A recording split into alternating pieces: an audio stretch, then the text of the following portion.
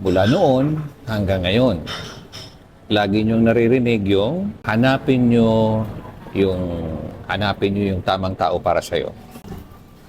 Excuse me, pwede bang kumontra? Excuse me, pwede bang kumontra? Love is not finding the right person. Love is not finding the right person. But love is becoming the right person. You want to become that type of person you would spend the rest of your life with. Para pag ganun ka na, pag ikaw na yung taong yon, yung hinahanap mong tao, that person will be attracted to you. Sang-ayon ka man o hindi, yung tamang tao ay hindi mapupunta sa'yo.